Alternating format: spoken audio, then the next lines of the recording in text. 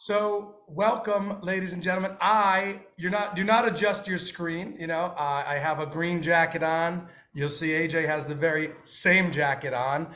Did we plan it? We sure did. Yeah, we're corny like that, but it is great to be here. I am sitting in San Antonio, Texas.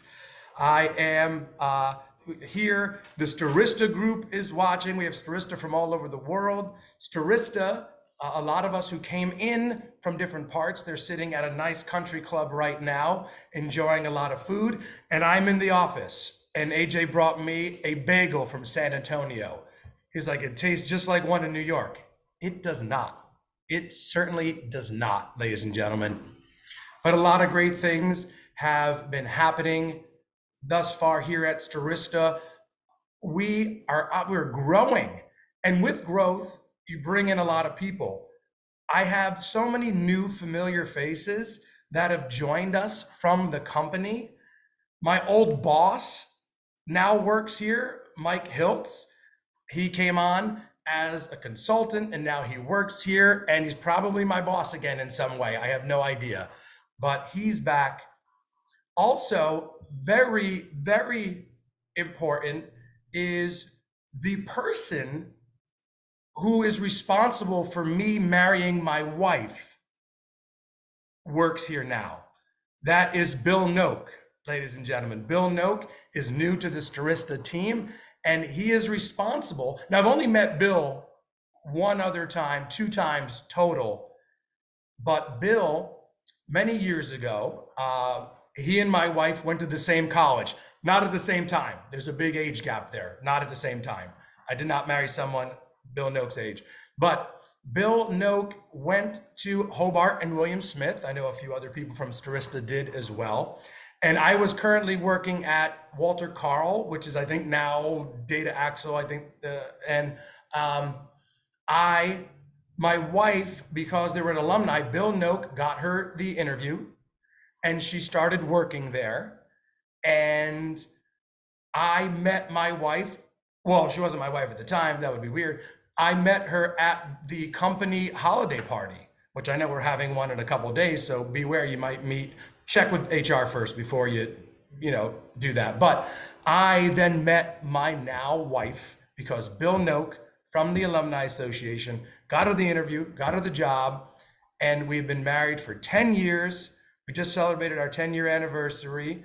So I thank you, Bill, every day because I'm a lot to handle. My nickname is a bit much, and my wife deals with me, and I thank you.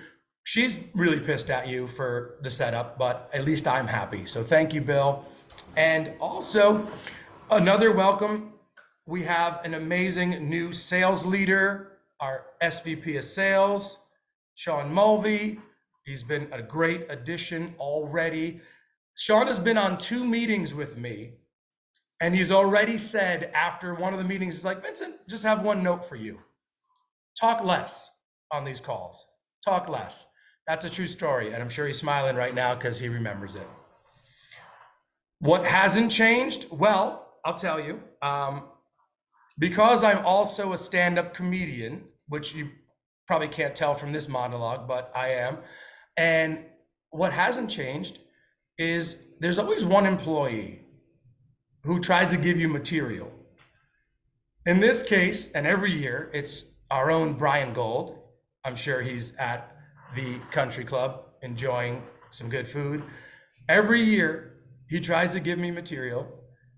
And this is how he's like, Vin, look, this is not going to be funny. This is not a good joke. This is not a good idea, but please use it. Thanks, Brian. He's like, you ever notice how people don't say you're welcome anymore? Like, try it. Go to a store, and once they give you your food, say thank you. No one says you're welcome anymore. I was like, that's the joke? That's the joke? I can never use that joke, Brian. So that has not changed. People giving me awful jokes. So thank you, Brian. And I'm sure you're saying you're welcome, but I can't hear you. So that hasn't changed. What else has not changed is my amazing CEO, my commander-in-chief, who we are now in last place Last year, we were both in first and second place in fantasy football. Now we're in last place. That checks out for him because he's never played fantasy football. Me, it's a shock, but it checks out for him. But before I introduce our amazing, beautifully dressed CEO, we are going to show a video.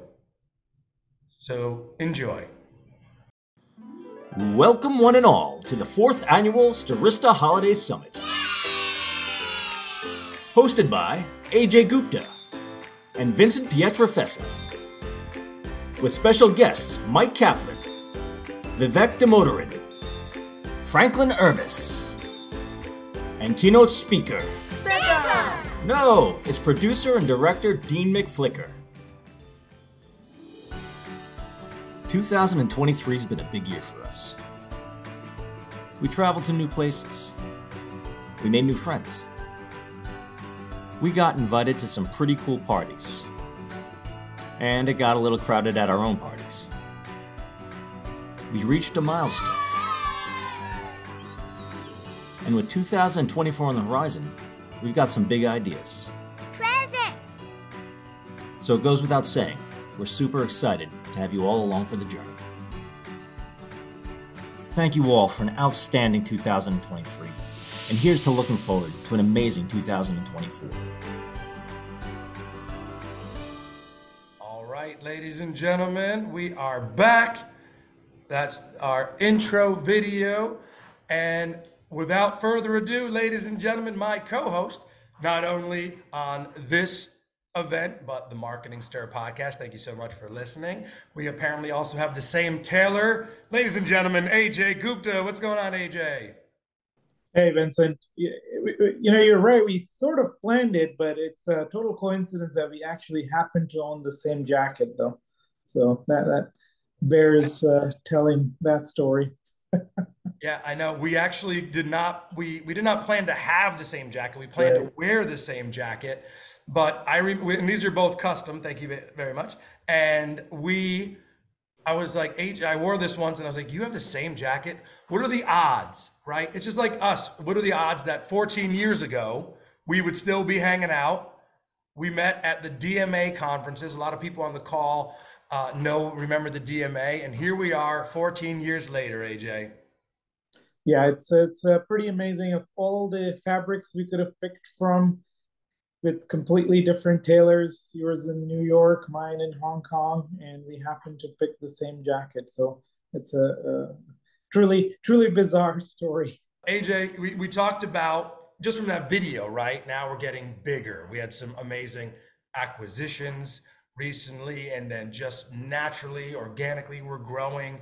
What would you say the key to growing so rapidly is?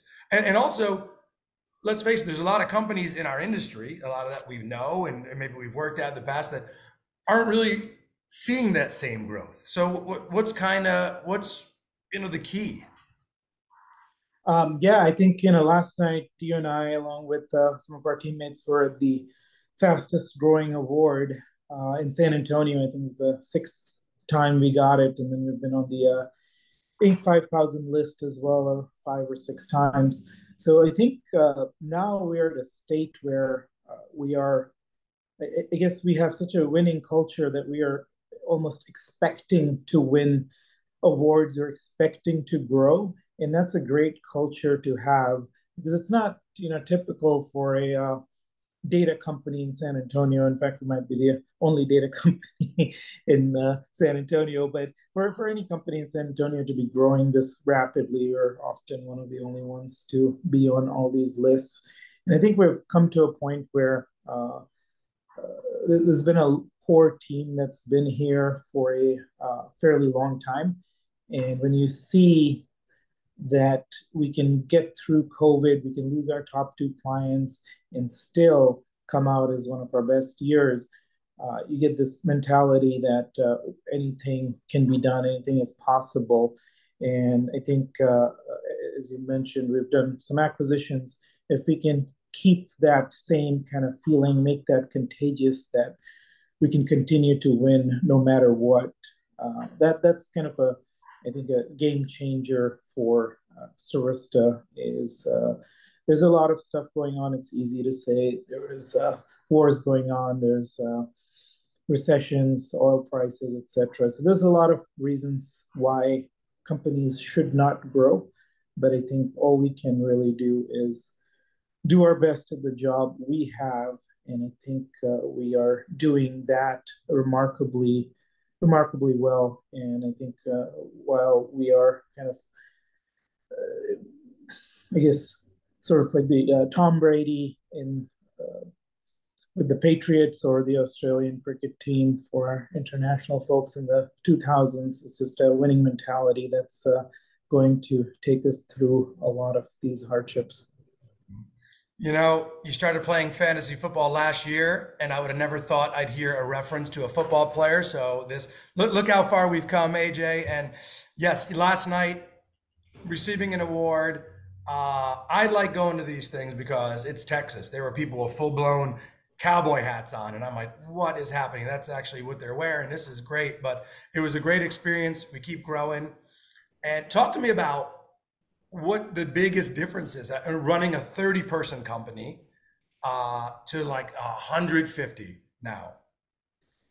Yeah, it's a little bit crazy, right? Because when I first met you, I had kind of two working knees and two working shoulders, and now I'm down to one of each. So I think your ailments have started rubbing off on me, Vincent. Yes. But yeah, jokes aside, I think we've added about 70 people through acquisitions on organic growth. And I think, you know, there was a time where I used to, at 30 people, know everyone's spouse's names, everyone's kids' names, a lot of times their birthdays. And it's just impossible to do now. In fact, yesterday was the first time I met some of our staff members, which never used to happen before. So I think part of it is just being able to manage things in a remote environment, which is not unique to Stirista, but I think what's unique is having grown so rapidly during this time. So being able to do these type of events, this event came as a result of COVID. We did the first one in 2020. So a lot of what we're doing now is to make sure we are engaged. We never used Slack before, and that's been a game changer as well.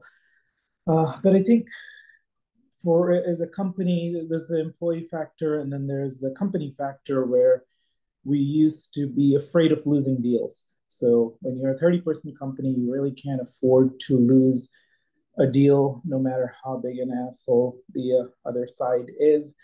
And we're getting to a point where we just negotiated a deal with one of our top 3 vendors, and they are used to, for 10 years, dictating terms with us.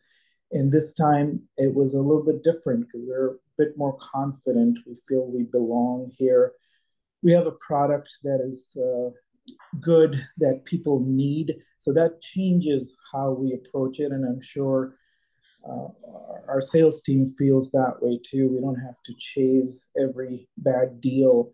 We can look for the people that are not looking for us as vendors, but kind of long-term partners where relationship is more important than kind of saving an extra dollar.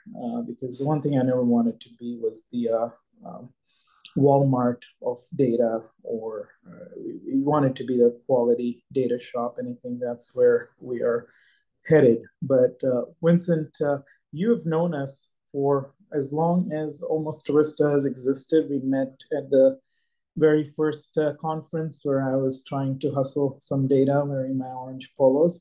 So what have you seen change? Oh, wow. You know, no one really asked me questions, but you know, I would say the way people know and perceive Stirista, not that it wasn't perceived in a negative way in the past, but just now we're on the list and people know us and we're a go-to. We're not like, oh, if I can't get this data set or work with this company, I'm going to work with Stirista. It's like, no, I want to work with Stirista. Yes. And that's also my answer as well. I was going to talk about wireframes. If you can mute, yeah. I was going to say we have the best wireframes in the industry. That's what I was going to say, AJ. as well, as we all know that. Shout out to our technology department. But no, I think just the way that people, how people know Stirista now. We're building something great here, and it's evident on all the people on this call. I see familiar faces. I see people. I see clients. I see people that I've known for many years. So I think that is what it is for me. Amazing. But enough about us. We could talk for hours, AJ, and I could talk for about 12 hours. So we are going to keep this moving along. AJ, I believe you're going to introduce one of our amazing colleagues. Yes. So we had about 10 questions planned, but we kind of talked through this. But yeah, would love to introduce next our SVP of Client Services. For those of you who don't know, we did not have a client services team until a few years ago, and I interviewed this, I call her a young lady. She points out that I'm not that much older than her, but she came to me and she had a whole idea of building a client services team. And I was like, what does client services do exactly? And it has become kind of the lifeblood of the company. They're the ones who represent us to all of our major clients. And she will be doing a fireside chat with Vivek Damodaran, who is from the Verizon Business Group. Verizon, as most of you know, has been one of our biggest clients for several years now. Vivek is on the B2B side of things, where he handles data analytics, along with being kind of a leader inside of Verizon on insights and analytics as well. So without further ado, Valerie, I'll turn this over to you. Thank you, AJ. Good morning, everyone. Good morning, Vivek. All right, well, thank you again for being here. We're really excited to have a conversation. AJ did a great job giving us a little bit of background about you, but I'd love our audience to learn a little bit more about you. You have a really interesting role at Verizon. Can you tell us more about it? Yeah, listen, first of all, thanks so much for having me. It's an honor to be here this Friday morning. A little bit about myself and the group that I represent. So I lead database marketing here at Verizon Business Group, and we are a $30+ billion business unit at Verizon. So, small little company of our own. And my team's responsibility, in essence, is to deliver best-in-class sales and marketing intel to the folks who serve small businesses, so your mom and pop type shops, all the way up to global enterprise companies. So think about your Raytheons, your Boeings, your Pepsis of the world, right? And in addition to that, we also have public sector customers, which is your state and local government and your federal government as well, right? And all of this is just a fancy way of saying that, the 40 or so people on my team, in essence, have to answer 4 questions for the business, which is the who, the what, the when, and the why, right? And let me explain what that means. So the who being, who am I talking to today? Who am I targeting, right? Which company and who exactly in that company do I want to talk to? The second one is the what, meaning what product or solution do I want to talk to them about? What business issues or problems they have that I can solve for them using my products and solutions, right? The third piece is the when. As we all know, timing is of utmost importance. Being too early or too late in a deal can change the entire course of that sale, right? And then the last piece, and this is one thing that my team takes a lot of pride in, which is why am I recommending this? Because in essence, I gotta sell this recommendation to the salesperson who has to take that and combine it with everything she or he knows and then sell that to the customer, right? So it's about opening up that black box and giving them the insights as to why we're suggesting all of these these answers to these questions. Yeah.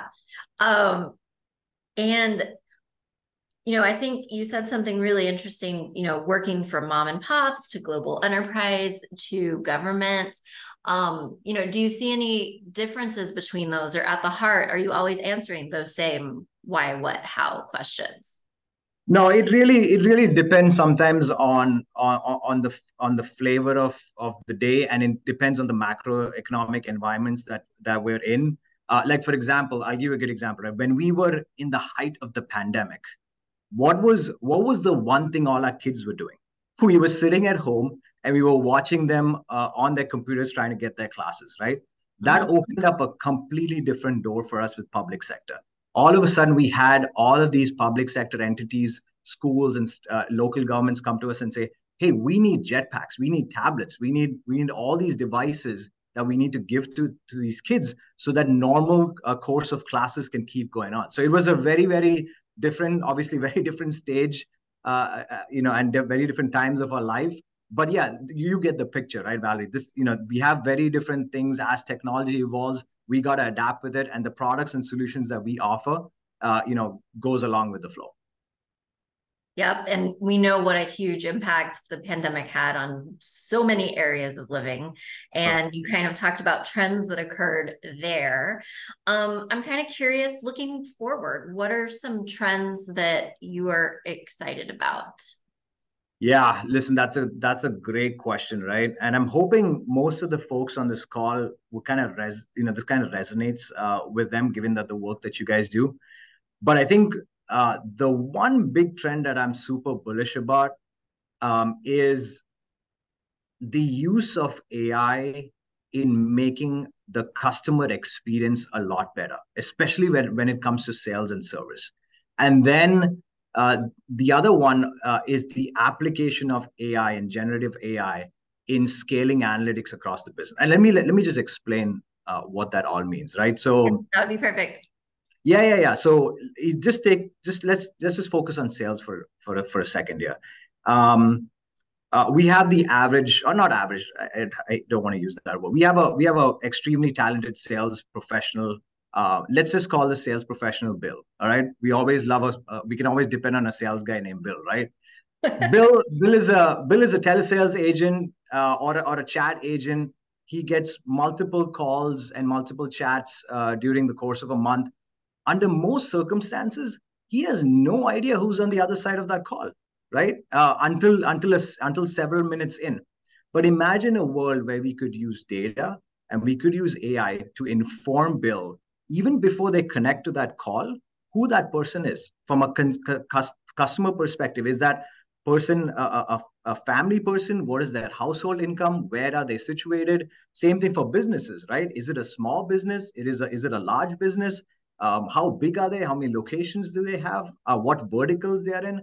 If we could give all of this intel right up front, and then the moment they finish serving that customer, let's say a construction company is calling it, right?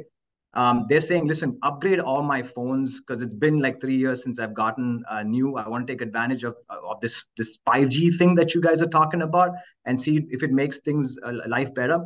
We service that customer for what they were calling in, but then I know it's a construction company. I know this person has 100+ vehicles in their fleet, right? What do I want to do? I want to ask them, hey, how are you guys doing with keeping some of this fleet in check? Right? Do you guys have proper tracking? How is that working for you? And the guy goes, oh my God, I can't tell you how many times I have my customers calling and telling me that your person's late, they never show up on time. I don't know what he's doing. That's a great solution for that business problem. Like let's put tracking technology in their fleet so we know at any given point where his entire professional services team is on the ground. The second piece is, oh, we know this his corporate office is in a new 5G location that we just lit up, right? So we talk about, hey, how are you doing with broadband these days? And he's like, oh my God, these Spectrum guys, they suck. Right? What can you do to help me out here? And that's when we talk about offering up broadband. So it's really about giving that insights up front so that you can have meaningful conversations with the customer. Same thing applies with service, by the way. Like, how many of you guys on the phone have been disappointed with a business, and then you call into their call center and you're waiting for 45 to an hour? You can imagine the fumes that come out of you when you finally get on the call, right? But imagine if you could use all that intel upfront and route you accordingly based on your lifetime value. That's a game changer when it comes to offering best in class service. And there are companies that do this well out there, but there's a lot to be said about using it in customer experience. And then the last piece, right, just for my analytics folks out there, this is my big bet for all analytics. And listen, if I don't get this right in 2 to 3 years, hit me up. I'll buy you guys a beer for sure. But here's my big bet on this, right? I think the era of dashboards are over. I don't think anyone cares about them. It gets way too complicated after a certain point. I think generative AI can completely solve a lot of things that, and think about, I go back when I tell my team this, right? I go back to the movie Ocean's 11, where the main villain, he gets a folder handed to him that basically tells him the state of his casino, right, every single day. Imagine an executive getting a report that answers the 15 to 20 questions that they need to know about their business right up front. And then if they want to know anything more, type it into the application, ask the AI app anything you want, and knowing every single data point about the business, it can answer your question for you. It opens up a lot of time that analytics folks spend answering those questions and pulling their hair out and then having the machine do it for you. So I think that's going to be the big ones I want to bet on, and I'm super bullish about in the coming years. And going back to your Ocean's 11 reference, you could have it in real time instead of one static photo that you get in the morning. So maybe George Clooney wouldn't have robbed the casino. 100%. 20-year spoiler alert, just in case for everybody. Yep, you can't meet the machine when it gets that fast. I do want to remind everyone that we'll leave a little bit of time at the end of the session for questions. So if there's anything you want to ask Vivek about, please make sure to add it in the chat and we'll do our best to get to questions. So Vivek, I love how you were talking about the different applications of data. I think for a lot of people on the call, we're fans of data. And one thing that is always amazing to me is all the different ways it can provide value to us. So super interesting to hear you talk about that. I have another question for you, which is what opportunities internally, you're teasing it a little bit, but what kind of opportunities internally at Verizon are you looking forward to that you think the group might find interesting? Yeah, for sure. So listen, if you as a group are betting on the big trends in the marketplace right now, which is generative AI, which is the metaverse, AR, VR, smart cities, anything along those lines, at the core of all of it is connectivity. It is high bandwidth, low latency connectivity. Autonomous vehicles is another example, right? That's what I'm super bullish about, because Verizon has the 5G edge, right? We have that network all across the country, and then gone are those days where you're sitting at home, you're ordering broadband. The company tells you I'll be there in like a 4 to 6 window on a Thursday. You're waiting. Then right about when you sit down for lunch or you want to get on that meeting is when the guy shows up, being completely disruptive, punching holes in the side of your house. Those days are over. With the advent of 5G, it's all about pushing that service immediately to the hands of the customer. It's basically a router in a box. You open it, you plug it, you're ready to go. And it opens up a whole door of opportunity as a result of that. I'll go even further. Back to the big applications that we talked about, right? Companies are investing a lot of money these days with private wireless and 5G. And I'll give you some examples over here, right? Mm-hmm. There are multiple customers today, especially in that manufacturing, construction type verticals, that are using private wireless networks in their private facilities to power their IoT device. So think about a factory that runs it completely on 5G. These little bots are chatting with each other. The machines are talking with each other. It's a completely smart factory that is running on top of this wireless network. I'll give you some other applications too. So there was this farm not too far from where we are from New Jersey, huge expansive property, right? And they're known for their tulips. These guys were getting hammered when all of New Jersey and the tri-state area used to show up for their tulip festival. And the owner calls it the selfie capital of New Jersey, right? Because people are taking the selfies, they're picking the flowers, but they had a horrible time in servicing the customers because they were essentially clogging up the network, right? So their POS systems were failing. They could not service the customer, and the owner was in tears because the product that he's put a lot of time and money to grow, which is the flowers, were getting thrown because people didn't want to stand in lines anymore, right? That was a perfect application for a private wireless network just for that farm, right? And all gone are their problems. They have no more bandwidth. It's a high latency, and they could power up all their machines and point of sale systems on this network. So again, it's not just big corporations that are investing in this technology. Even the small guys, even the the local farmer in the suburbs of your neighborhood, they're the ones also taking up this kind of technology. So exciting times in ahead of us. Yeah, that's such a cool illustrative example because I think we've all had situations where you're somewhere and the internet goes down or you can't get the connectivity you want. So that's a really cool option. And also we have a number of people in the New Jersey area, so maybe a cool place for people to check the tulips, the selfie capital of the world. That sounds like another good tip. Absolutely. Shout out to Holland Ridge Farms. Google it. There's a cool video of how we enable them with our technology. Go check it out, guys. Awesome tip. Well, I asked for questions and I think we have an interesting one. So Vivek, I'm going to throw you a question from the chat. Sure. It sounds like, you and I had the opportunity to speak a little bit prior to this call. And I know that in a previous role, you were working more with consumers, consumer targeted businesses. And here you're doing a lot of business solutions. So I think this question is speaking to that. Looking back before you were at Verizon and knowing you made this change, what was the biggest challenge or benefit to move from B2B to B2B from the B2C side? No, it's a great question. And I'm looking at the chat, guys. I apologize profusely about the whole video thing. Like, I shouldn't be on your call talking about technology when I can't even figure out video, but my apologies for that. So going back to the question, right? One of the biggest challenges coming from consumer to business is that everyone has, when you think about consumers for the most part, right?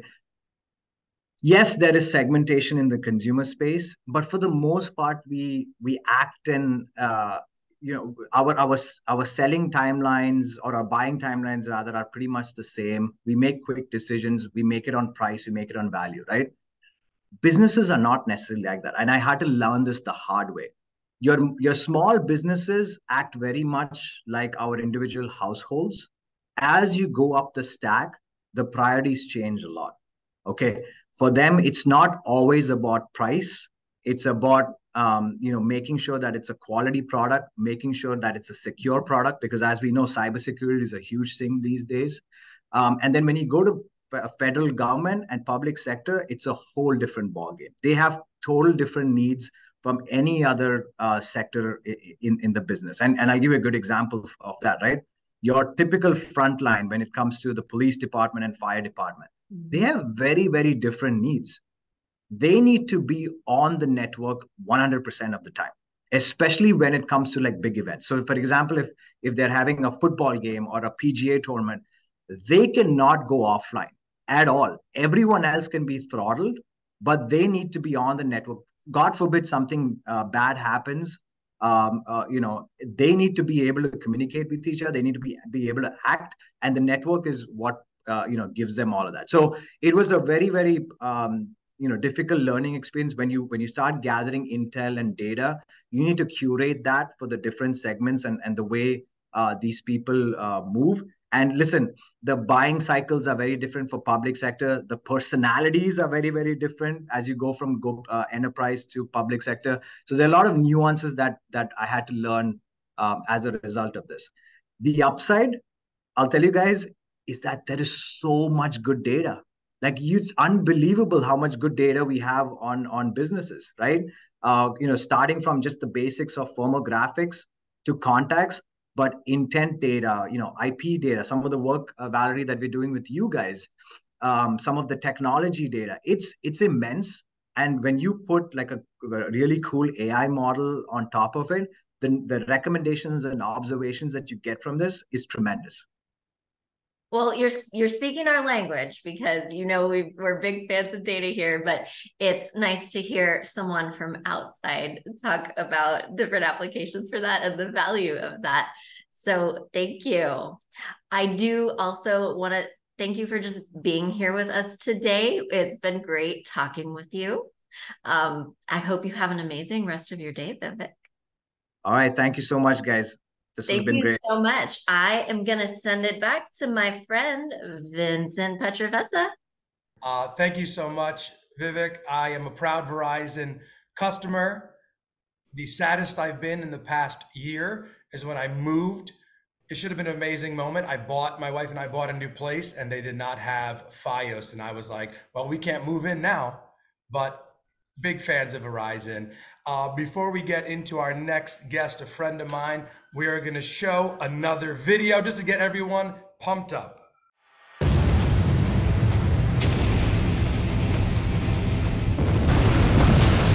Started with a $6,000 Citibank credit card, but we became an American success story. Founded by an immigrant who discovered the computer at age 13 and his military veteran wife and partner, our founders attended trade shows, stayed at La Quintas with their dogs in tow, and rocked what is now our trademark color, orange. For over 10 years, Stirista has stood out for its quality data and marketing solutions, for being at the forefront of fighting the good fight against the bad apples in the industry. Companies need partners to help them undergo their data-driven digital transformations. That's where we come in. We started with a simple goal of providing folks email addresses as quickly as possible to enrich CRM systems. Just 10 years ago, that could take 7 to 10 days. We changed all that. Today, it is the norm to turn around client data within 24 hours, if not within seconds over our API. Stirista sets the bar and standard in technology that powers data. Our flexibility and nimble responses to client projects has constantly been cited as one of the key factors to our growth. Long before CDPs became cool, we were managing first-party data. With a track record of 30% plus year-over-year growth since the beginning, it is no wonder we have been featured frequently and repeatedly in Inc. 5000, Ad Age, and San Antonio Business Journal. What's more, we were also one of the fastest-growing Asian American businesses in the country. Thanks for being here, and we look forward to celebrating as we begin our next decade of changing the industry.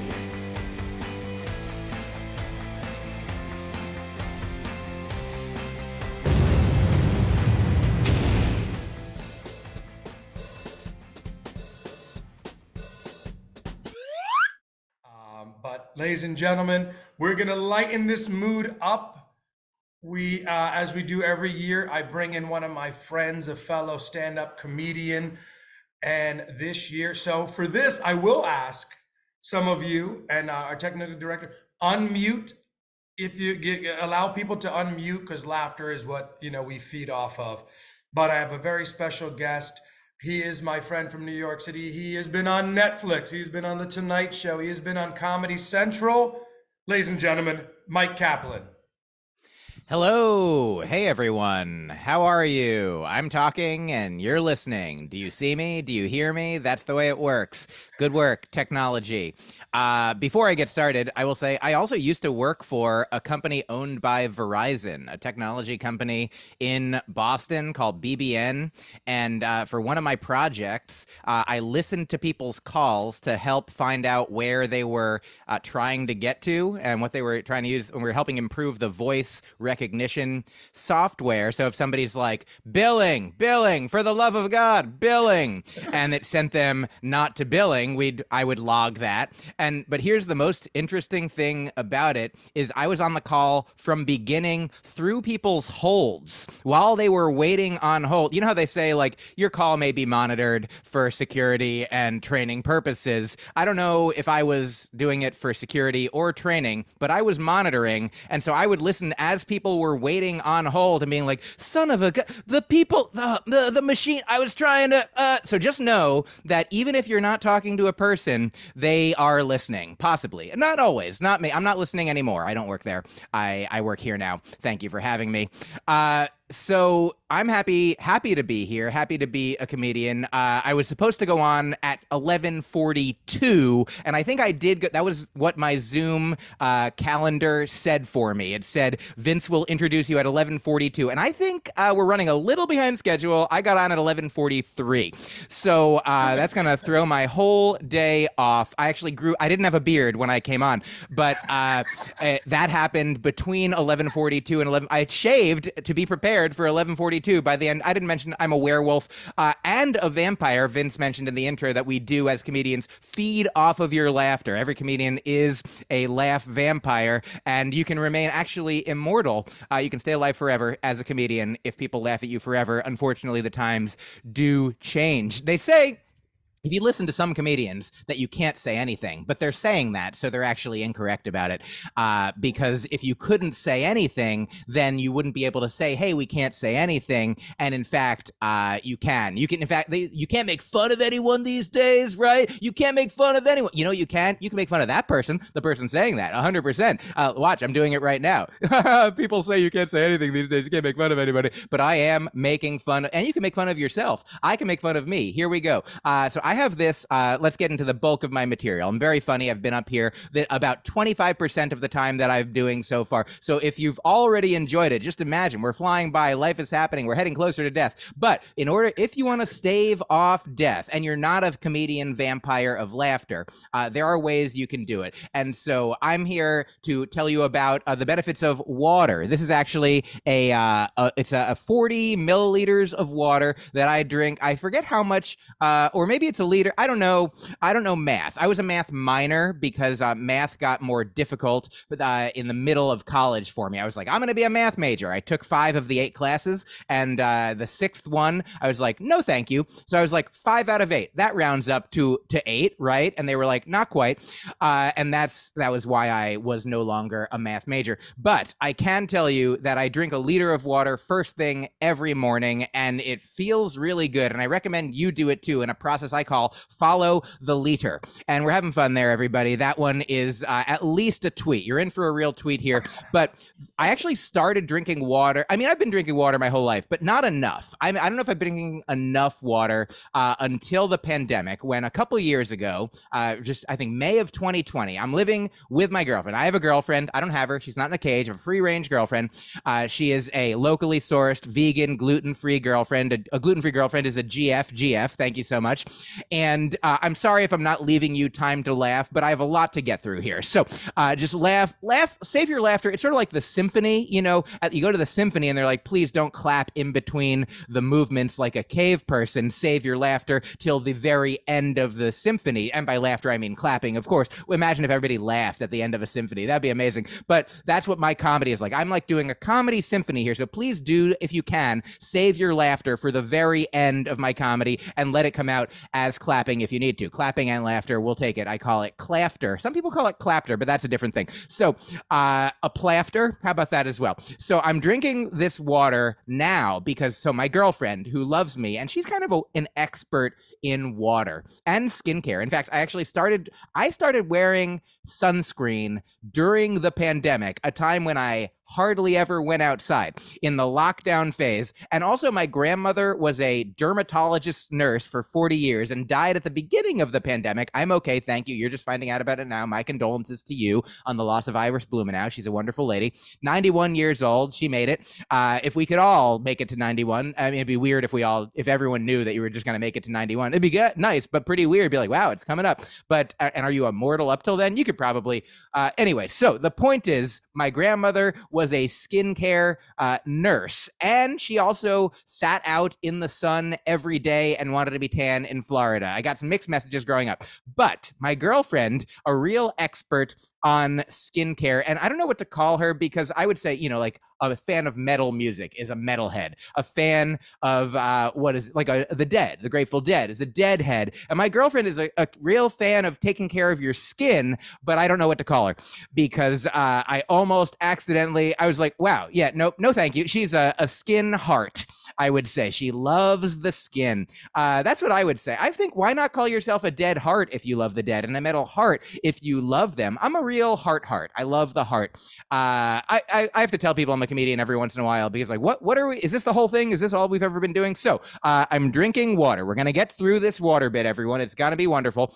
I don't know if you can tell because I've blurred it, but this is a water bottle. So 3 years ago now, 2020, May, I had an experience where I was a little sad, and I was like, Renie's my girlfriend. And I was like, Renie, I'm a little sad. And she's like, well, have you eaten? And I had eaten. And that's the thing that we learned several years ago. I don't know if you know this. I think it's called like HALT. See if you're like hungry or angry or tired or lethargic. That's not it. It's a different set of words. But are you lethargic or tired because you can't come up with another synonym, or you came up with too many synonyms for tired? The point is, you can get hangry. Obviously that's when you have hanger, which is when you're a hanger on to the way that you were feeling earlier because you didn't eat and you got angry. But here's a little, I'll act out a little scene for you. This is the way between me and my girlfriend it would go if I was a little cranky or a little snippy. She would be like, she's the most generous, wonderful, beautiful individual. Like, it's actually an interspecies relationship because I'm a human and she's an angel.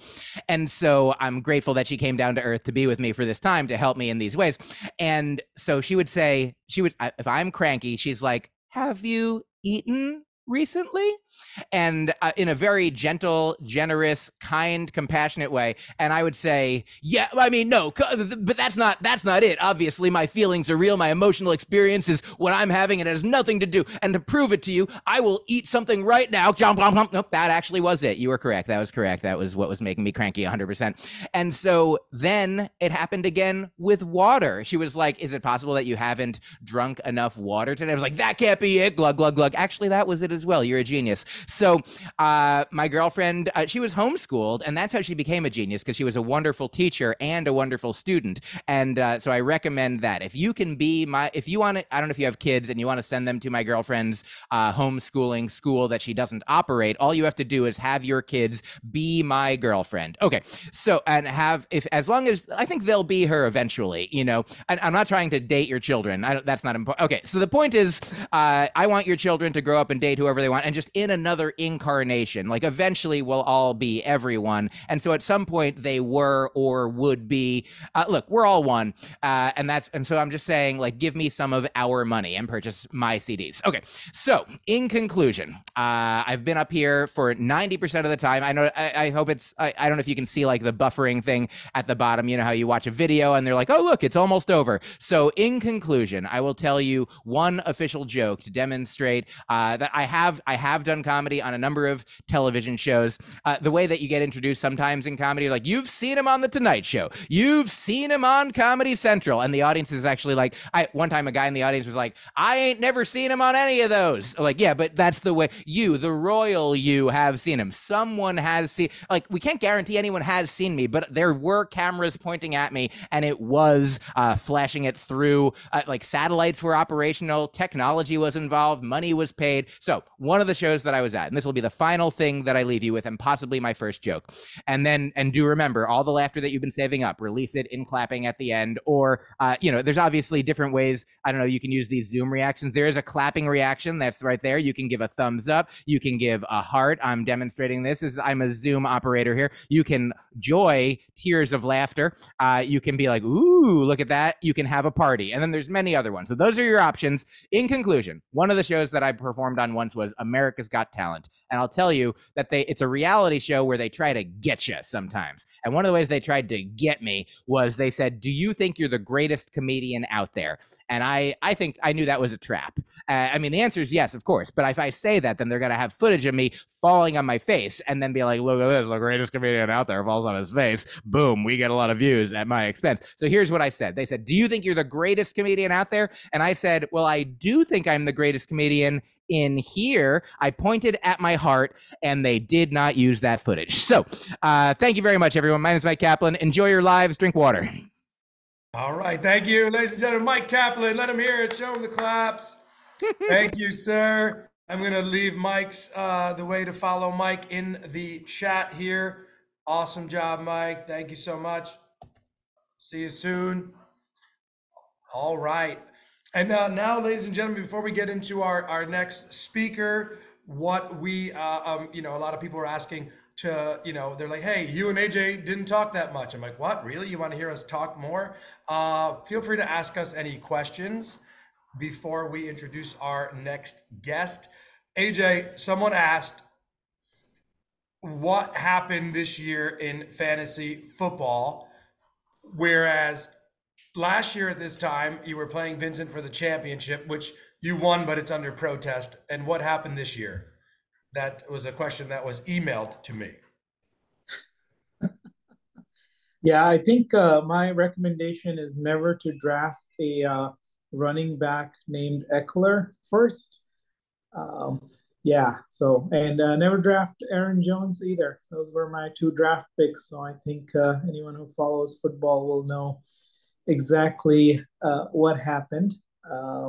But I got a chance to at least beat the loudest mouth in fantasy football, Talking Tommy. So there is that.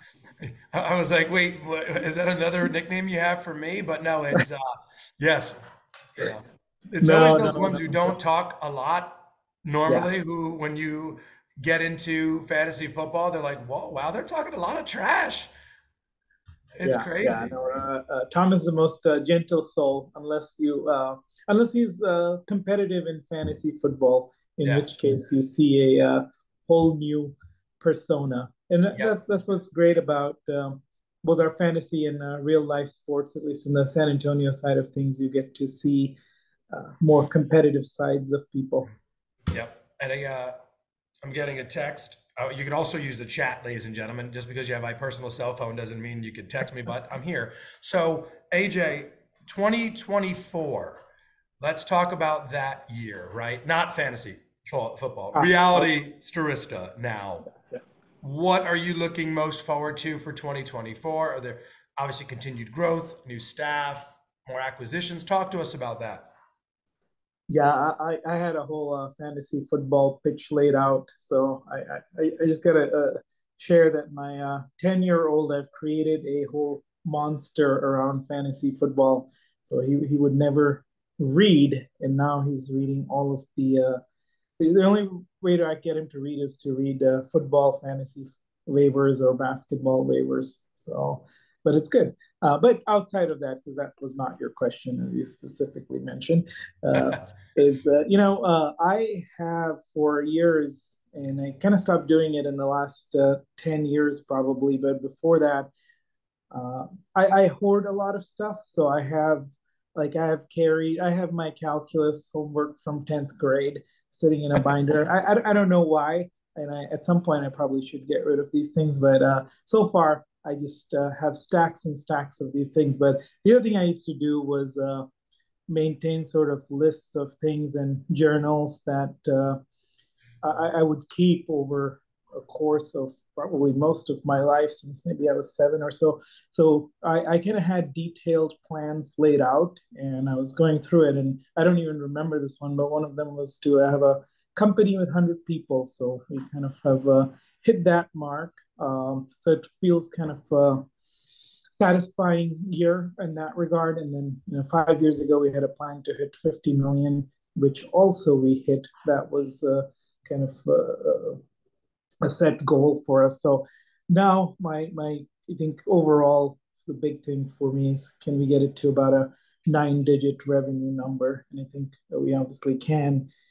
And so a lot of what we're doing now is not so. I mean, we're always looking for acquisitions, organic growth, etc. But really, it's when you are at our size, it's really not about I got my own style, because we have a lot of people that are great at doing their job, but it's really about going from that to becoming leaders where you have specific things that everyone follows, more processes than even I'm used to, right? There's trainings that I have to do, some of which I have not done myself, but it's becomes important when you're, so we're trying to get more organized, really. I think we have a great group of people and great talent, and it's just a matter of figuring out how do we all get on the same boat and are singing the same song like you.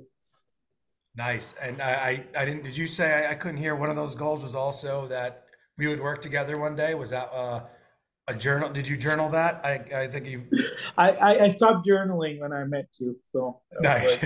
life is complete. Nice. I love it. Ladies and gentlemen, I saw that he's here, but let me do him some justice and give him a proper introduction. We have Franklin Herbas, ladies and gentlemen. Franklin is at the center of an exciting initiative at SAP, Crystal Ball, an internally built intent identity and engagement platform. Crystal Ball enables SAP to holistically connect with and message with customers and prospects in a cohesive, relevant, and meaningful way. But more importantly, personal note, Franklin lives in probably the coolest address in Mountain View, California. He lives next door to the Shoreline Amphitheater, an awesome music venue. He and his family get to listen to an amazing concert from his porch, ladies and gentlemen. Without further ado, from SAP, Franklin Herbas. Hey, Franklin. Hey, that's a very nice introduction, Vincent. I appreciate it, AJ. Thank you and the entire company for making me part of this. Love the video, by the way. I am getting over a cold, so if I cough and see me drinking water, it's because I am going through that, what everyone else I think is beginning to see that we on this change of weather. But glad to be here. Excited to present what I do and how it relates to what you guys do, especially from the customer perspective, from the business side. How do we deal with account intelligence data? I think I have like 20 minutes or so, right, Vincent? Am I correct there? That is correct. Yes. Okay, good. So let me just share some. If you can make it so I can share some slides. So I'll tell you how we started with Crystal Ball inside of SAP. For the ones that do not know, by the way, SAP, we are kind of like one of the most largest technology companies in the world that no one knows about. And it is because we run the critical processes. So for many of the large enterprises out there, we are close to 120,000 employees. We sell a number of solutions for many different industries. And when you think about my role in SAP on account intelligence, and how I describe it to my kids very often, is we need to understand what our customers care and want every week in order for us to serve them better. And in order to do so, we started Crystal Ball inside of SAP as, let me minimize this. If I were to tell the story, I almost felt like we pulled a hot dog stand right outside the cafeteria with an optional thing for them to taste. That was just much more beyond hot, but it's something that, and from that point on, which is 6 years ago, to where we are right now, it almost seems that we are not only running the cafeteria now, but we are also running all the locations and what everyone is, how they're consuming account intelligence in the company. Crystal Ball is the foundational platform for all account intelligence inside of SAP. And the way that we have done it is by putting a lot of emphasis on how do we deal with internal data and external data, and how do we make sense out of it by incorporating a lot of the machine learning algorithms that we have built. So when you think about what customers are doing, they're constantly living in digital prints out there. And you guys know this very well because this is kind of like your core business. But all these digital prints are not only left, let's say, in a third-party world or external data, but also in SAP and how companies engage with SAP, regardless if they're sitting in oil and gas or they're doing business process management or supply chain or participating in some of our events. We're also constantly capturing what these companies care and want on a weekly basis. The magic really happens is once you merge this internal data with external data and make the magic happen, meaning identify the patterns and try to know where they are in the digital journey. Let me see. Oh. this is what I try to portray in this slide. So think of it. Today, our customers are leaving millions of digital prints every day, and their needs and wants are different because every customer might be in a different stage of, and the reason why they are researching on a B2B solution or going to our website and so forth. Some of them, they just maybe participate in an event and they want to get more understanding of supply chain or ERP. Some of them might be more advanced and in the exploration phase, or maybe about to make a selection of what they purchase. Our role inside of Crystal Ball is capture all of these third-party signals, these external signals. When you think of that term of capturing third-party signals, you can map the different types of signals out there. I'm sure you guys know about intent or what companies are researching on every week. Are they researching on talent management or travel expense or procurement type of things? What companies have purchased from the competition? That is also labeled as technographic data, meaning when you look at Bank of America, what is the tech stack of Bank of America? Or when you look at IKEA, what is the tech stack of IKEA? For any of the customers of SAP. So competitive install is also some of the other signals that we picked up. For intent, I think we have close to like 4 different vendors. We don't believe one vendor has all the signals for that any company might need, because companies, there are different techniques of how to capture them, as you very well know. Picking up these signals is an art, right? And there are many different techniques. And so we onboard a number of vendors for intent, a number of vendors for competitive install, and obviously for firmographic, demographic data or financial data, there's another vendors that specialize on that. That tell you the revenue, the size of the company, their financial numbers, and so forth. On the other side, on the internal data, all the engagement that we have with companies on our websites. We might have close to like 20 different websites, sap.com, ariba.com. We recently acquired, I don't know if you saw LeanIX, Signavio, and other companies, and all of these have their websites. So bringing that intelligence on that clickstream into the equation is also quite important, as well as what they purchase from SAP, right? The old way of doing account intelligence. How much they have got from SAP. We already have models on our CRM to some type of engagement models or predictive models that we could also leverage. So what Crystal does is we first make sense out of the data. We have a taxonomy or a common language of how to deal with this data. This common language harmonizes of what how one vendor might see the B2B world as opposed to another vendor and how they see the B2B world.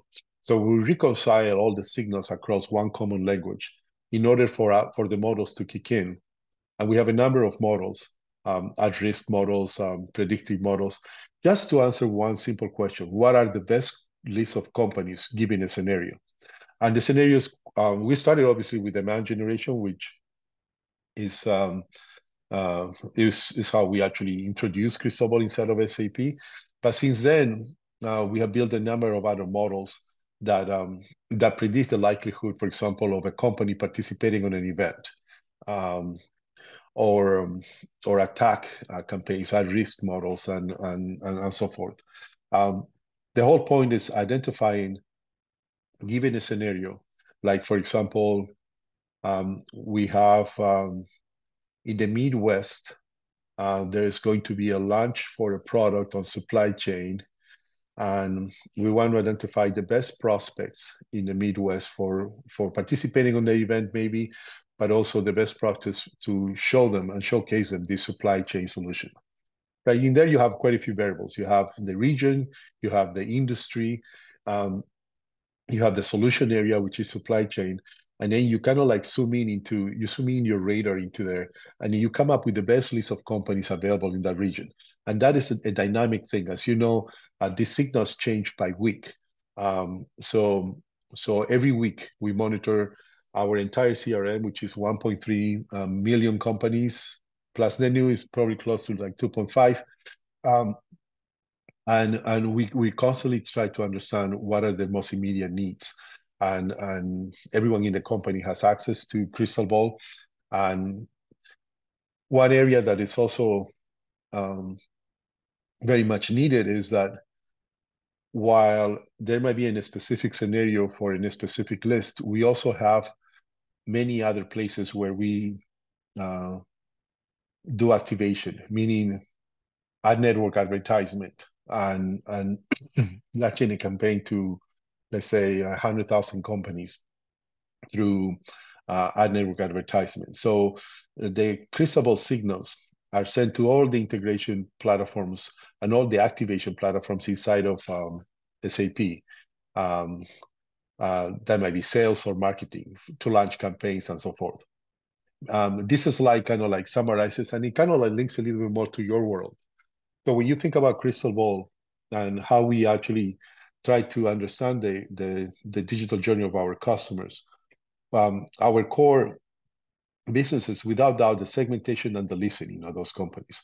What is the overall universe of companies that we have for a given scenario? Like in EMEA or EMEA North or EMEA South, you might have 300,000 companies or 150,000 companies, and that is the universe of accounts. Because we know the region, we know the numbers, we know what they're researching on, so that becomes an ideal segment. Then every week we start listening to those accounts, and campaigns are launched accordingly, depending on the listening. Once listening is done, and Crystal Ball tells you, okay, this is the ideal size of companies, there's a number of activation platforms that you're familiar with that launch campaigns. Many ABM platforms are out there that help you mapping the signals to audiences. So the current scenario is that the mapping of a company list to an audience, it is done farther down the funnel on the activation side. So you say, okay, here are 2,000 companies for a given campaign. And here are the name of the companies and everything you want to know about those companies, what they are researching on and so forth. And then activation kicks in and audience is mapped, and you map for every single one of those companies what is the ideal audience for it. How many contacts do we have? How many cookies do we have for those companies to target them either through email nurturing, ad network advertisement, or maybe just make him a phone call or send him in an email, depending on the channel of how you do activation. My point in here is that the activation and the mapping of signals to audiences is always farther down the funnel.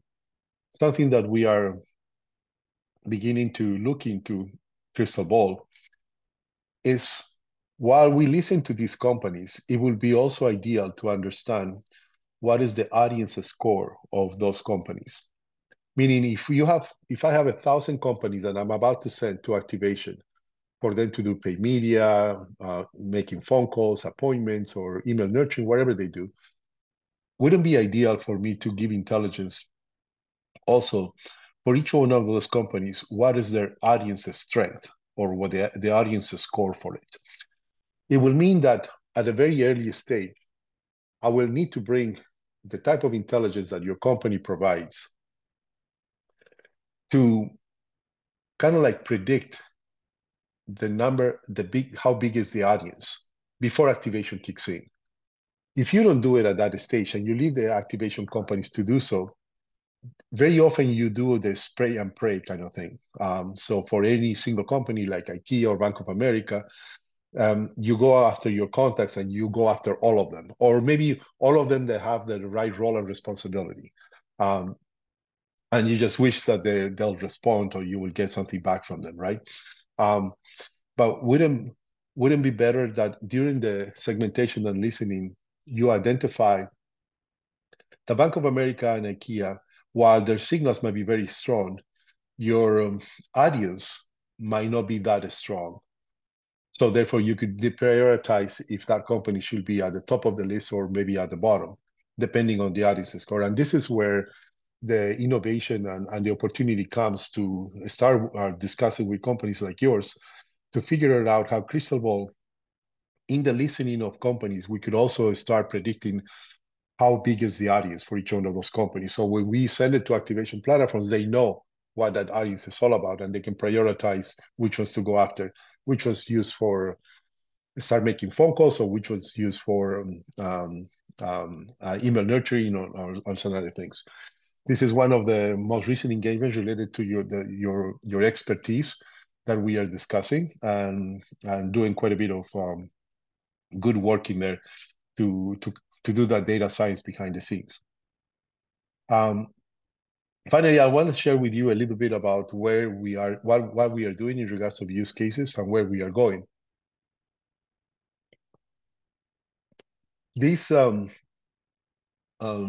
injection of outside data, external data with internal data, and has helping us to even though when we started with prospecting only, at the moment we are running like 22 different use cases inside of SAP with different predictive models, attack and risk models, models for events, for notifications. We have gone beyond meeting the expectations of sales and marketing to actually portfolio planning and development as well. So when a product is about to be created, you often put these round tables of companies in supply chain that you showcase them, okay, but through Crystal Ball right now, even product managers and development are identifying which are the companies that care about these topics in order for them to talk, and they leverage Crystal Ball for that. Probably the most significant scenario that I've experienced is the AI scenario. And if I were to explain you this scenario, I think when at the beginning of this year, if you were to ask me, what do you think about AI, which everyone was asking themselves, I will tell you that I heard so much about AI inside of the company and outside of the company that every time I would hear about AI, I would feel that this is the right time for me to get a farm with mango trees in Costa Rica, because there was so much, and I wanted to be the opposite of it. And I think this is the time. I've seen so many waves already, but not until like 4 months ago, or 5 months ago, I would say. I've because I manage a group of data scientists and business development people. One of the data scientists has built an AI scenario that completely have changed my mind, and I now get it. We are completely on board. I'm actually running inside of SAP a big piece of the sales assistant that will be released by SAP, because the power and the benefit that users will get by incorporating AI technology inside on top of Crystal Ball. And by that, I mean, when you see the output of Crystal Ball, and we tell you, here's the company, here's what they've been researching on, this is the competitive tech, and all this other information that we have for each of the companies. Very often is so much information that that it could be overwhelming for a salesperson. So with that in mind, I tell you that the AI scenario has actually brought up a lot of context into the Crystal Ball signals in order to meet the expectations of the users. So yeah, lots of excitement. Glad to share and glad to be a contact for anyone that might have a question. But yeah, thank you for the invitation and participation. That was amazing, Franklin. One more time for Franklin. Show him some love in the chat. Very interesting stuff, Franklin. We are, pressed for time, but we have some amazing questions. Sure. But as Franklin said, we will, get those addressed and we will email him directly. But that is amazing. Keep up the great work at SAP. Thank you so much, Franklin. Yeah, you guys also doing great. Yeah. Have a great holiday. Care. You too. Bye-bye. All right, ladies and gentlemen, we made it. We have our final speaker, our keynote speaker. Ladies and gentlemen, I'm going to introduce him. Our special guest is Dean McFlicker. Dean is an award-winning producer and director of some of Hollywood's biggest productions with the world's greatest stars: Jennifer Lopez, John Legend, Hugh Jackman, Kelly Clarkson, on and on. At NBC as senior vice president, and now with his own company, he has launched many hit shows and produced campaigns for The Voice, America's Got Talent, This Is Us, Chicago Fire. He's considered one of Hollywood's top marketing experts, and today he's going to share the inside scoop about working with the stars. Ladies and gentlemen, Dean McFlicker. What's going on, Dean? Hey, how are you? Thank you so much for having me here today. Can you hear me all right, Vincent? Yeah, we can Okay, definitely great, hear great. you. Well, you know what? I'm excited to be here and be able to talk to you. But before we do anything else, I do want to give a small apology in advance. Anybody who's on the summit, please watch your toes because clearly we're going to be dropping a lot of names. There's your dad joke for you. No, I love it. I drop so many names too because I live in Manhattan. Where I'm always, I just told someone last night that I see Taylor Swift once a month because I live in Tribeca. Oh, so, admit it, you're a Swiftie. You're a Swiftie. I am. That was my way of saying that I really love Taylor Swift. Absolutely. Dean, I'm going to ask a few questions. Then I sure hear your thoughts. First of all, we had a comedian on and he tried out for America's Got Talent. I also auditioned for America's Got Talent. Okay. Well, I'll have to put in a good word for you next time you go back. How'd it go? Went well. You have talent? I'm hosting my summit for free now. So it went amazingly well. All right. You have a captive audience. That's fine. Exactly. But thank you for joining us here, Dean. I'm so, I love film. I love television. But also, talk to me about, the first thing I think of is all right, what does a producer actually do? Sure. Because I also see, and why are there so many? When you see the end credits, I'm like, there's a lot of producers. Absolutely. That's a great question to kick us off. So, producers, the easiest way of thinking of it is they're the boss. They are overseeing all the different departments, all of the different specialists who work on a set. You can think of them sort of like the general contractor at a big build. They aren't the guy pouring the concrete, but they can certainly fire anybody who steps in it.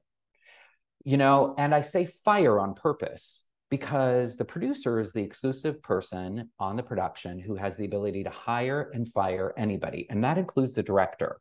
So the director might be overseeing the creative vision, the decisions, but since the producer is the big boss, they can hire and fire, any of the directors. Let me give you a specific example. And this is why you see a lot of Hollywood movie stars have producer credits. They want the ability to be the boss on set, and so that they can't be forced to do anything or say anything or wear anything that they might not want to do. They have the ability to fire anybody, including the director. So let me give you an example. So I don't know if you can see this. So I work with Jennifer Lopez quite a lot. I'm one of her favorite directors. She's amazing, but Jen insists on being a producer. You can see her questioning me on every single little thing that we're doing. We're on set. She wants to be the producer because she wants the ability to say, I want to do this, I want to do that, a specific story. I was directing her on something and we were running on time. It was great. We were supposed to finish at a certain time and I didn't want it to go into overtime. And so I was like, okay, that's the last take. Jennifer, you looked amazing. The dancing was perfect. The lighting was perfect. Let's cut and call it a wrap for today. Well, she put her hands on her hips, marched over to the director's seat and said, let me take a look. I'm not just the star of this. I'm the executive producer. And I'm going to say that it's a wrap when I think it's a wrap. And then she wanted to see what we had filmed for the day, which I don't blame her. And it was great, but she didn't like the way the wind was hitting her hair. And so we had to, continue filming. And I said, Jen, if we keep going, we're going to run into overtime. And as the producer, you're going to have to pay for it. And she said, the wind is worth it. And so we kept filming. So I think it's a great example of producers aren't always necessarily exclusively the money people, but in general, think of them as the boss. And that's why there's a lot of credits where there's a lot of them because, a lot of people want to have influence on the decisions that are being made. But, I can in general tell you, some other fun things, working with different celebrities. It's always amazing seeing talented people, do what they do, regardless of what field you're in. But I love working with celebrities. As you can imagine, there's sort of inside scoop that you learn along the way. I thought I'd share with you. One example is, okay, so there's people who are super famous, but there might be things about them that you don't know. Okay, this is one of my favorite people I ever got to direct. I don't know if you can see, it's Miss Betty White. Absolutely loved her. got to direct her when she was the host of Saturday Night Live. And so I was so excited, you know, to be able to meet her. And the thing is, everybody feels like they know Betty White. You know, she was on the Golden Girls, so people know her from the Golden Girls. She was on Mary Tyler Moore's show before that, so people feel like they know her from the Mary Tyler. She was on Hot in Cleveland. She's in so many movies and TV shows. People really feel like they know Betty. But something that you probably don't know about Miss Betty White is she has or had a bodyguard that was perhaps the biggest human I've ever seen in my entire life. Okay, I've got a picture. This guy, his name is Helmet, and he's about 60 or 70 feet tall. Here's a picture of Helmet when he was, you know, now he's a bodyguard for Jerry Halliwell from the Spice Girls. Look how much bigger he is than Jerry. I mean, he just towers over here. Like, I mean, look at this picture. His arms are like bigger than all of Jerry's head. So, okay, so, and you got to think about this, like Jerry Halliwell from the Spice Girls is much taller than Betty White was. And so seeing this like colossus of a man with little Betty White, it was the strangest pairing. It was like seeing, I don't know, Fred Astaire and Ginger Ale. There was something about it that just wasn't quite right. So you might think, why in the world would Betty White have this, you know, Conan the Barbarian as her bodyguard? Well, the thing that I learned is, you know, Betty White was this really, really nice person. If you were to meet her and ask for her autograph, she'd say yes. If you'd ask her to take a selfie, she'd say yes. If you asked her to sing, you know, happy birthday to somebody, you know, on the phone, she'd probably say yes, but she's a big star. She couldn't say yes to everybody. So she hired this threatening, intimidating bodyguard to keep everybody at bay. Here's the thing. In Hollywood, the nicest stars hire other people to be mean for them. It's called hiring a heavy, and she's not alone. There's a lot of celebrities who do this. This young pop star, Ariana Grande, I don't know if you can see here, when I was directing her, we were doing some stuff when Ariana was going to be on Hairspray Live, the musical on NBC. And so I brought her in because we were just going to do this tease campaign of, look who's been cast, you know, this fantastic Ariana Grande is going to be in the show that's coming up. Hadn't started rehearsing yet, hadn't like really, but I just wanted to do an announcement thing. Ariana shows up on set. She's nice as could be. You can see her giving me a kiss right there. She is the sweetest young thing. But Ariana, like Betty White, had hired a heavy. Wasn't a bodyguard. This time it was a manager, and this manager was so intimidating. The manager comes up to me and says, I know we're filming today, but Ariana has not had a chance to rehearse. She doesn't know if she's going to speak with an accent on the show. She doesn't know, you know, what kind of character she's going to play. So she's not going to speak today when you're filming. And I said, oh, like, it's a commercial. How is she not going to talk? And she said, I don't know, figure it out. So I could have pulled rank. I could have been like, you know, I'm the director, I'm in charge, you know, fire Ariana, get me Demi Lovato here, stat. But it was much easier just to, on the spot, think of a solution. So I thought, oh, it's just a tease campaign for the musical Hairspray. I sent somebody to the drugstore. They bought some cans of hairspray. I got Ariana on set. I said, you don't have to say a word. Just spray your hair like you're doing your hair and then look like you're spraying the camera with the hairspray. And then I made the words digitally come out of the hairspray can that said, Ariana Grande starring in, you know, Hairspray. It was just an easy way to deal with this heavy, this person that she had hired who was so intimidating. And it's often very funny to me when the person is, you know, known as being like a tough or big guy. Like, okay, so you got Thor and The Rock. I'm directing them for something. I don't know if you can see, you know, Hemsworth and, you know, Dwayne Johnson. Dwayne Johnson, I mean, the craziest thing is he is known for being this, you know, big tough guy, but in real life, he's a total softie.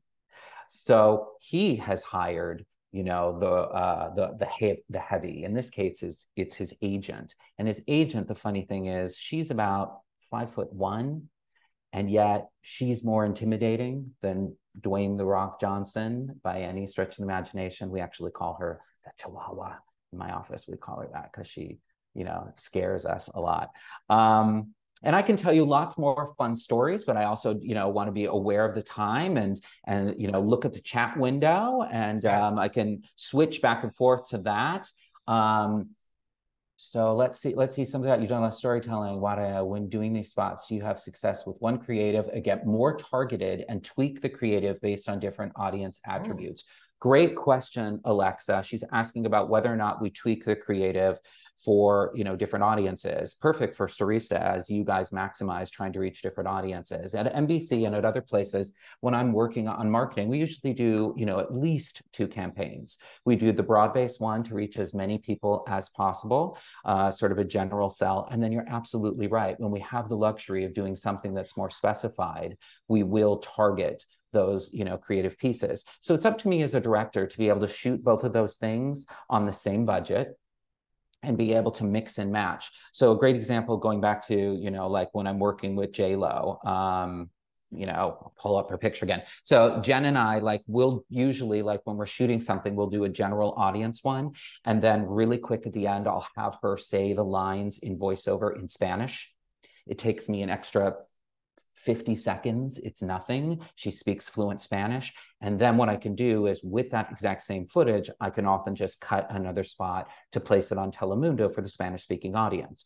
Or maybe we'll do, you know, something where we'll ask, you know, have her do a couple of quick dance steps versus doing the general sell that doesn't have as much dancing in it. So there's different ways of being able to tweak the creative, but not really increase the budget if you're clever with it from the very beginning. How did you set, okay, next question, Jessica, how did you set out to develop your brand from Broadway dancer and choreographer to promotion of Olympic level promotion? Wow, Jessica's gone deep. Research, yeah. Research, she's gone back there, she's gone back there. You know, how did I set out to my brand? I don't know, I think like anything, it evolved over time. You know, it's often, I find that you have to try on different hats to see which one fits.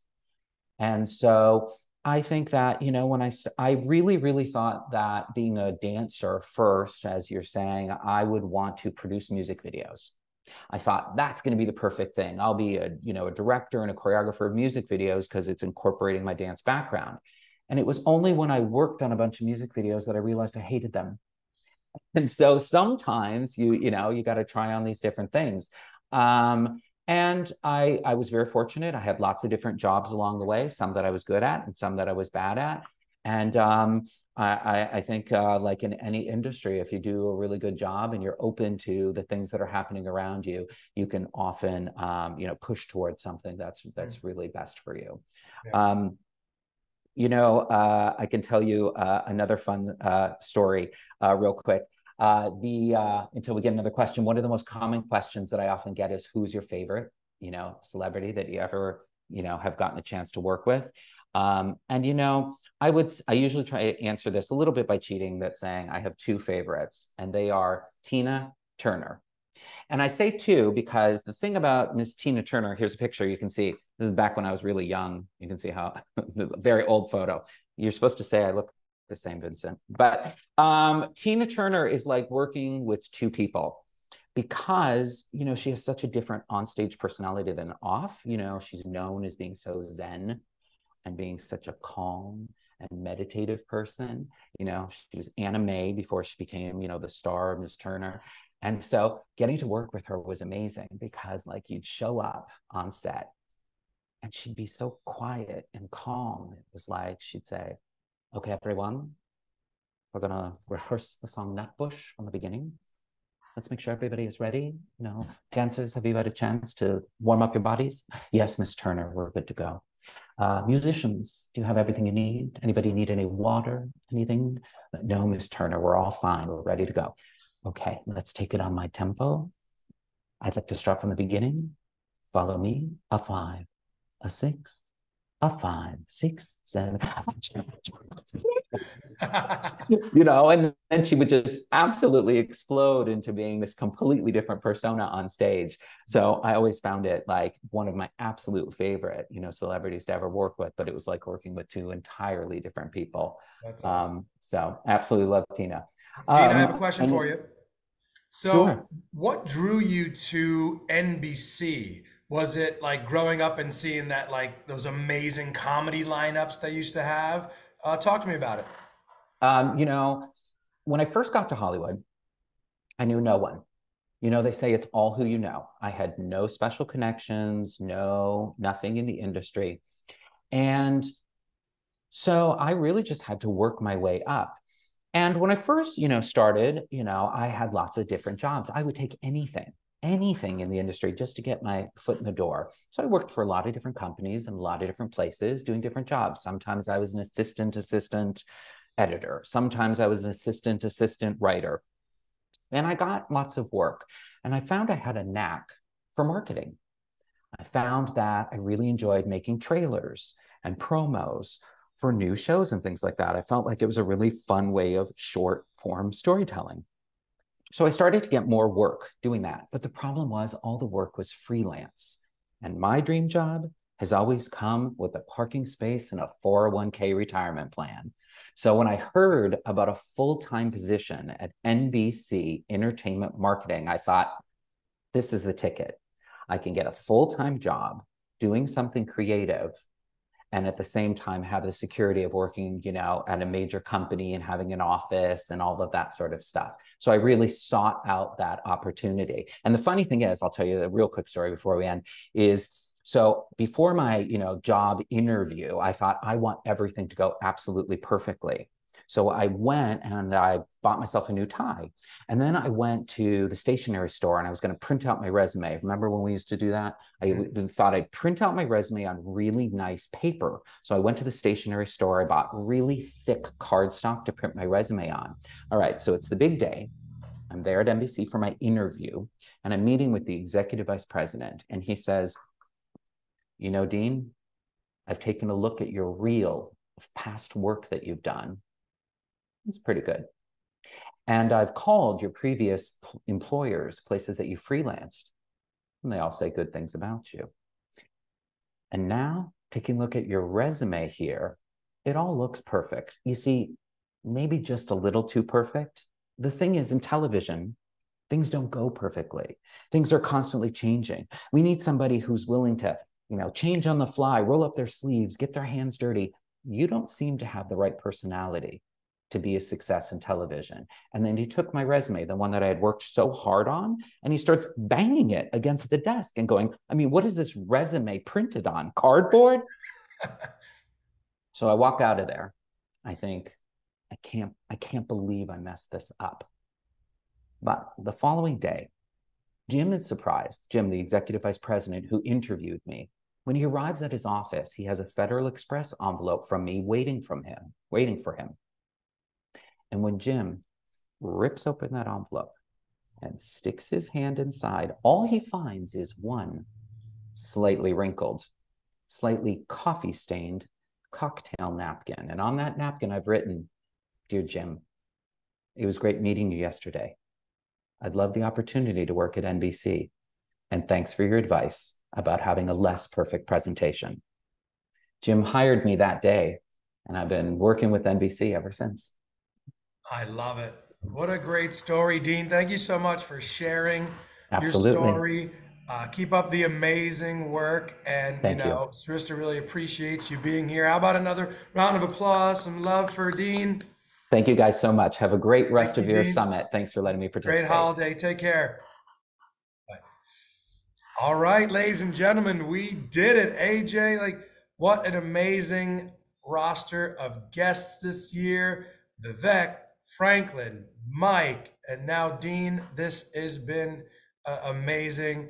AJ, final thoughts as we end this? Or you're like, no, let's just go party? Or your closing thoughts? I have to hear some. How many minutes we have? You're the CEO, AJ. You can take as much time as you want, but or 3. How about 3 minutes? I looked at my notes. The summit ends at 11:45 Central. Okay. Someone played a joke on me because I think most people know I like to have things start at the hour or end at 30. So I think this is a funny way to mess with me, and they know. Well, I guess you could probably talk for 19 minutes. I think I would run out of topics to talk about. But easily. Maybe we should extend this for the whole noon.